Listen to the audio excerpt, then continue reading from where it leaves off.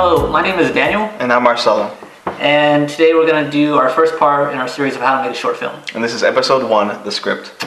Yes, and now just to put it out there. To lay it out, we've made 2 short movies. Yeah. We're in production for a third. We're in production for a third. So we're not, let's say, professionals in the short film business. But we have done enough where we think we've learned some lessons, and we'd like to share those lessons to you and like what we've learned so far. So let's talk about the script. Okay. This format for short film is basically 10 minutes in length, much different in the future. And again, the rule of like short film is the general guideline is the longer it is, the better it has to be.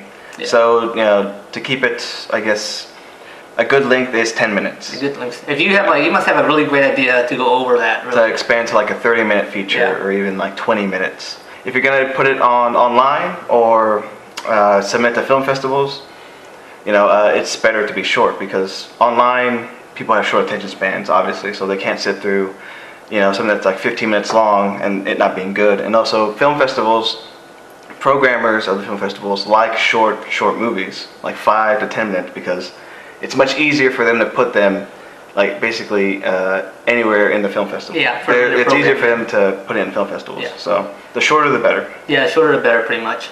Another big thing about short films is make sure you draw a distinction between writing a short film and a feature, because you can't have as many storylines or as many emotional, I guess, connections as a feature. So just stay focused on like one specific point, one idea, and maybe have a B story. But to go to a C story, you're being pretty ambitious.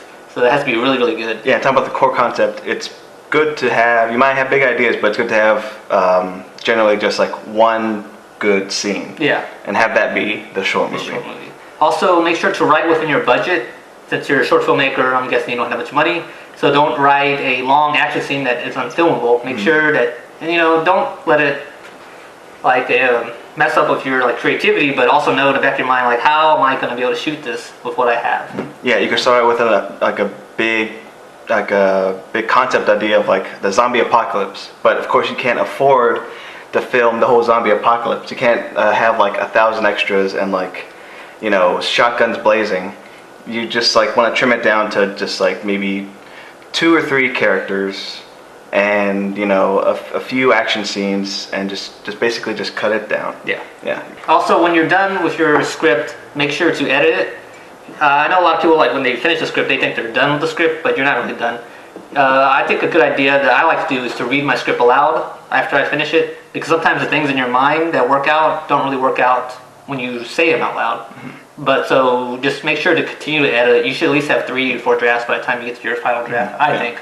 Yeah. And maybe let somebody else read it. Yeah. But don't let your mom or don't let your relatives, because they're going to tell you it's great either way. Yeah. So make sure you get somebody who is smart, or somebody who knows about movies or something like that, who will give you an honest opinion. Honest opinion, of the script, so that you can change it and make it better. Yeah. And don't feel bad when they say this doesn't make any sense at all, because from the writer's standpoint, you may think this is the best thing that's ever been put on paper. But of course you have to think of how other people view it, and if it makes sense to people. Yeah. So it's good to other people read it and just to see what they think of it. You may not agree most of the time, but you have to consider what they think. Also, make sure your characters are different from I think in short film. Maybe in feature they can be more nuanced characters, but in short film I think you have to make your characters a bit different, because you don't have much time to really show a lot of nuance. There's no time for character development. Yeah, it really isn't that much time. Yeah. It's kind of what I guess is my belief is that for short film you really can't make an emotional connection with a character. It's just, to me, it's just too short of a time period to do it. People just are not going to be able to connect. So make sure they're different enough from each other, that they're distinguished from each other, I guess. I know I get into a trap sometimes of repeating myself over and over. So that's going back to the editing, because there's a point where I just have one character just ask questions and the other character answer. And that's going back to characters. You have to make them separate. You have to keep the conversation interesting. Yeah. You can't just have 2 characters go on and on for 10 pages. Yeah. You have to cut it back. So and keep it back to the core concept of the short. Celtx is like a great free program for script writers. It'll format the script for you, basically, and you may want to look at examples of other scripts. If you don't know anything about script writing, look into examples of other scripts. Go like Google, I don't know, scripts by, I don't know, Quentin Tarantino. Yeah. And you'll see there's like a exterior, apartment complex evening. That's like the basic stuff. And then descriptive words like Joel enters the scene, blah blah blah, and then dialogue. See, all that is important when it comes to script writing, and all that is simple to do in Celtx. So Celtx is important. Yeah, Celtx is great. Yeah. So it kind of leads me to like one thing. Don't just focus on dialogue. Also focus on the descriptive parts, the actions, especially in short films, because there's some things that you can't get across in dialogue because you don't have the time to do it in a short film. So the character can do it by an action. So the way I think about writing action is almost write like a novel form, because I don't want to. I think some writers just focus too much on dialogue and don't focus on action. I would like the person who reads the script to at least be like interested in the whole thing and not just like read the dialogue. Mm-hmm. But that's just the way I think.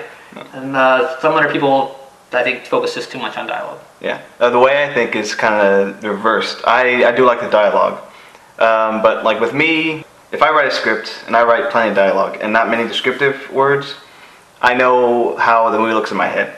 So if you're directing your own script, it's easier. But if you're not directing your own script, you want to put as many descriptive words in that script as possible. Yeah. To convey the look of the movie and like the feeling and like what the actors are doing.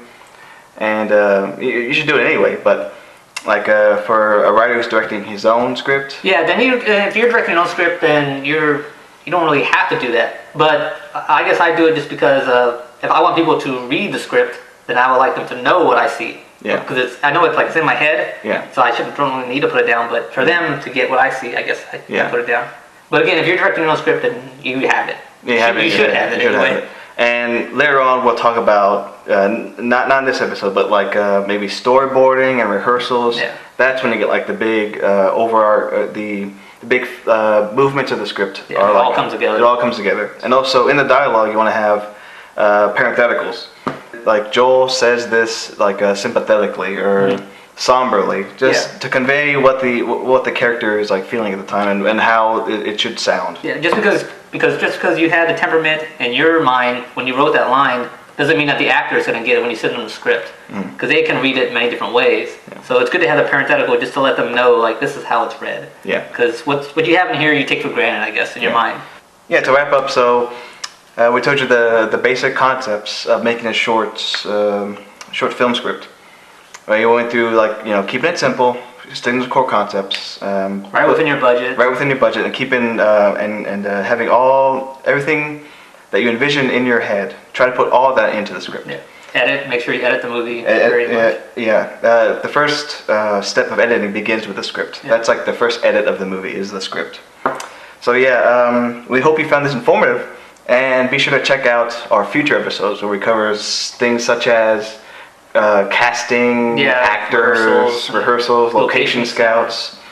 So be sure to check that out on facebook.com/framedpanda or our YouTube page. So with that, we bid you so long, and we'll see you later.